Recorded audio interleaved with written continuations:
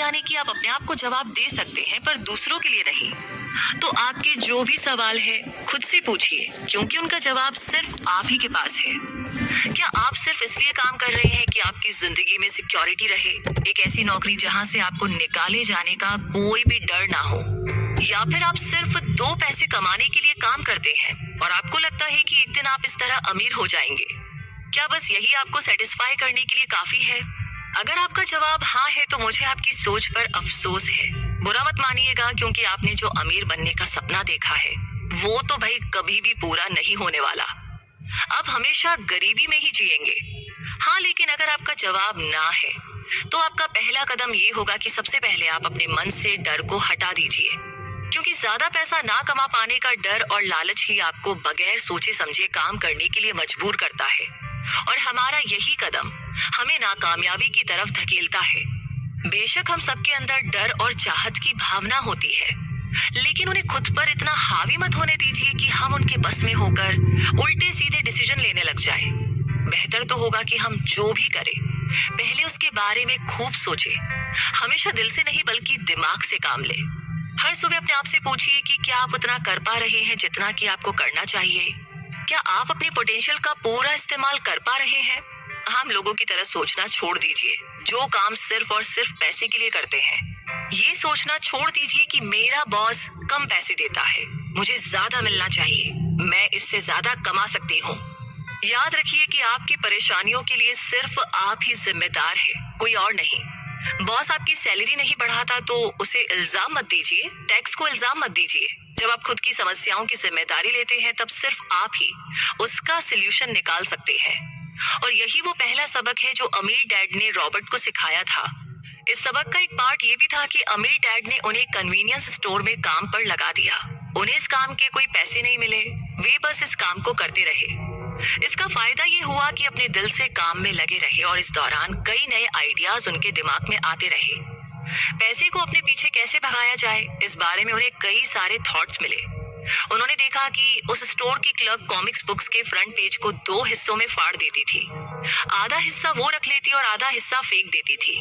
देर शाम स्टोर में एक डिस्ट्रीब्यूटर आया करता था। वो कॉमिक्स बुक के ऊपरी आधे हिस्से को क्रेडिट के लिए लेता और बदले में नई कॉमिक्स बुक्स दे जाया करता।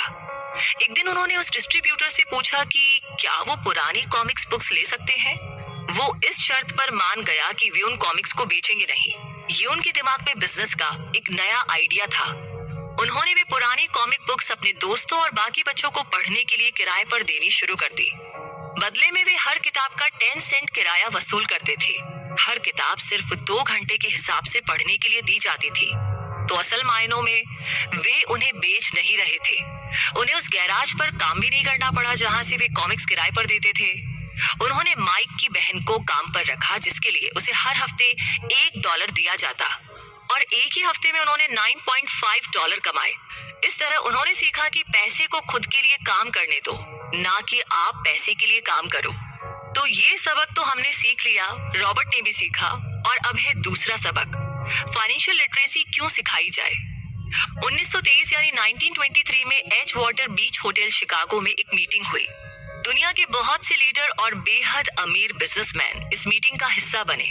इनमें से एक थे बहुत बड़ी स्टील कंपनी के मालिक चार्ल्स शवाब, और सैमुअल इंसोल उस वक्त की लार्जेस्ट यूटिलिटी प्रेसिडेंट, और बाकी कई और बड़े बिजनेसमैन। इस मीटिंग के 25 साल बाद इनमें से कई लोग गरीबी में मरे, कुछ ने खुदकुशी कर ली थी और कईयों ने तो अपना दिमागी संतुलन खो दिया था।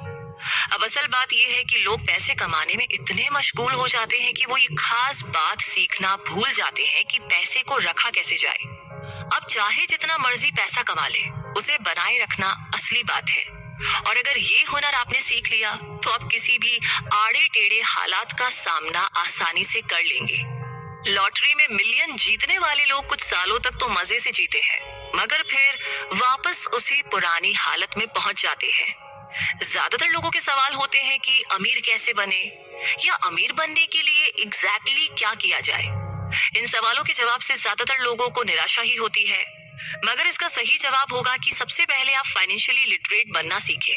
देखिए, अगर आपको एम्पायर स्टेट बिल्डिंग खड़ी करनी है तो सबसे पहले आपको एक गहरा गड्ढा खोदना पड़ेगा, फिर उसके लिए एक मजबूत नींव रखनी पड़ेगी।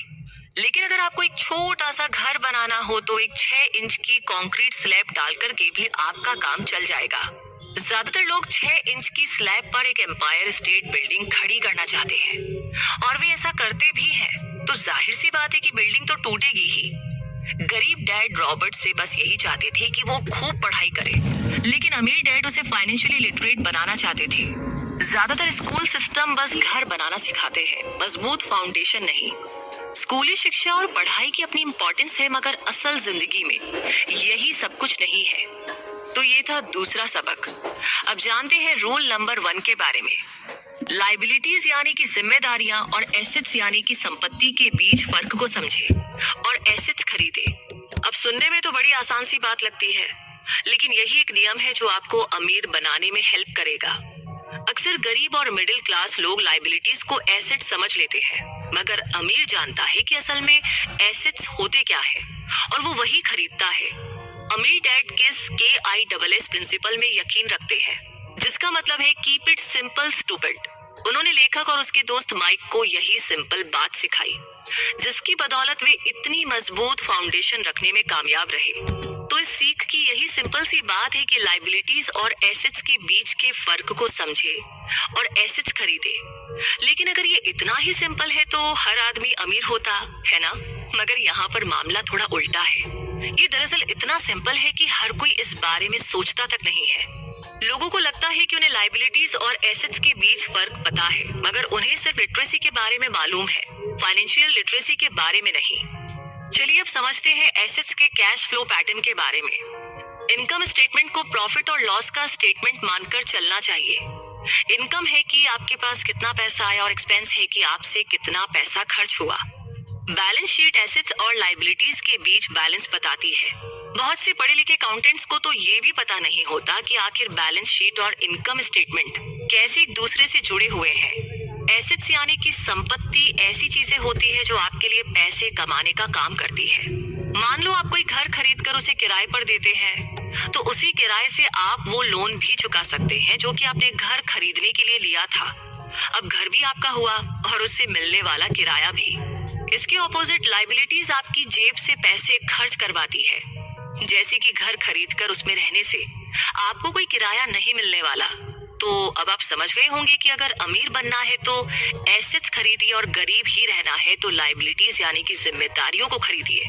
अमीर लोगों के पास ज्यादा पैसा इसलिए होता है कि वो इस प्रिंसिपल पर यकीन करते हैं, वहीं दूसरी तरफ गरीब लोग इस प्रिंसिपल को ठीक से समझ ही नहीं पाते। इसलिए इस बात पर जोर दिया जा रहा है कि सिर्फ लिटरेट नहीं बल्कि फाइनेंशियली लिटरेट बनिए। सिर्फ नंबर से कुछ नहीं होता, फर्क तो तब पड़ता है जब आप अपनी कहानी खुद लिखें। ज्यादातर परिवारों में ये देखा गया है कि जो मेहनती होता है उसके पास पैसा भी ज्यादा होता है, मगर उसका फायदा ही क्या जब सारा का सारा पैसा लाइबिलिटीज में ही खर्च हो जाए। तो आइए समझते हैं कि मिडिल क्लास का कैश फ्लो कैसा होता है। मिडिल क्लास लोगों का सारा पैसा लाइबिलिटीज में ही खर्च हो रहा है, कभी मोर्टगेज, कभी किराया, car loan, house loan, credit card का बिल, फीस और भी न जाने क्या क्या। उनकी सारी कमाई इसी में खर्च हो जाती है। दूसरी और गरीब लोग हैं जिनकी कोई लाइबिलिटी तो नहीं है, मगर उनके कोई एसेट्स भी नहीं होते। वे भी पैसा कमाते हैं, सैलरी पाते हैं, मगर हर रोज के खर्चों में उनका सारा पैसा उड़ जाता है। तो माना कि एक गरीब आदमी $1000 कमाता है, उसमें से $300 वो अपने छोटे से घर के किराए में खर्चता है, $200 उसके आने जाने का किराया, $200 टैक्स और $200 खाने और कपड़ों में खर्च हो जाता है। अब उसके पास बचा क्या? कुछ भी नहीं।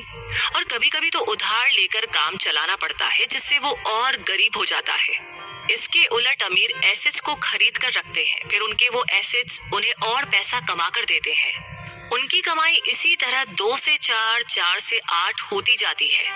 ज्यादातर अमीर लोग दिमाग से काम लेते हैं। वे घर लोन पर लेकर उसे किराए पर लगा देते हैं। बिना मेहनत के हर महीने किराया मिलता है, जिससे कि वे अपना लोन भी चुकता कर लेते हैं।